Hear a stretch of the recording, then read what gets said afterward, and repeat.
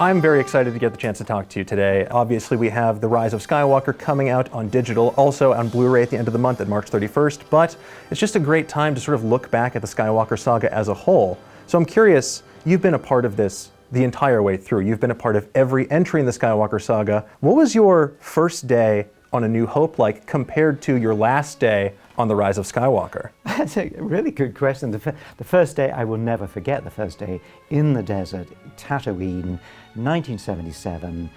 I was utterly in shock. I had no idea filming was going to be this experience of being locked inside this brand new but utterly complicated, uncomfortable, horrible from the inside, beautiful from the outside, the two sides of it.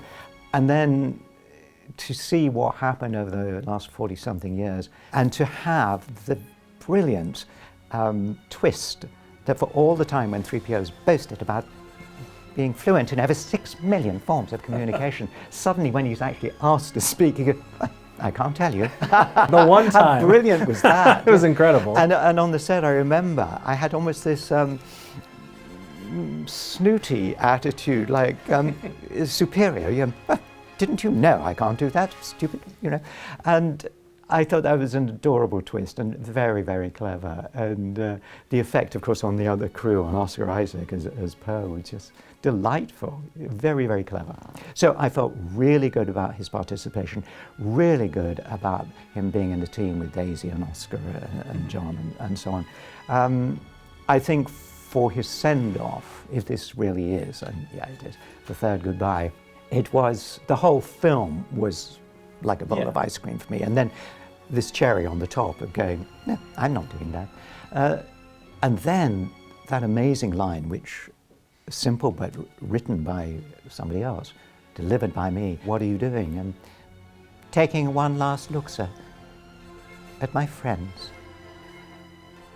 I was moved when we shot it, because I knew what we were actually talking about, a memory wipe, not a death in its sense.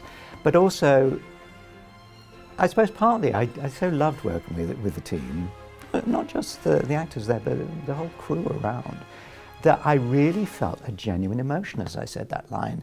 And I didn't know what was going to be in the trailer. And when it came up, I mean, talk about goosebumps, because it worked really well. It was a fine moment.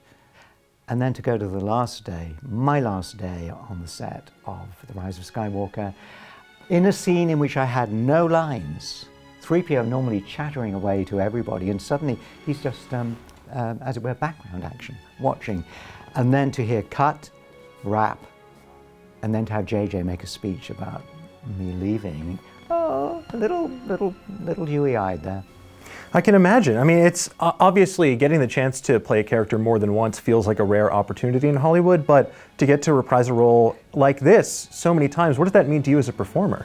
Utterly unique, I think, and partly, of course, I could get away with it, because whereas some of the other actors got visibly a little more mature in their years, 3PO, you know, remained this wonderful gold face designed by the sculptor Liz Moore back in 1976, and that face endures and doesn't change.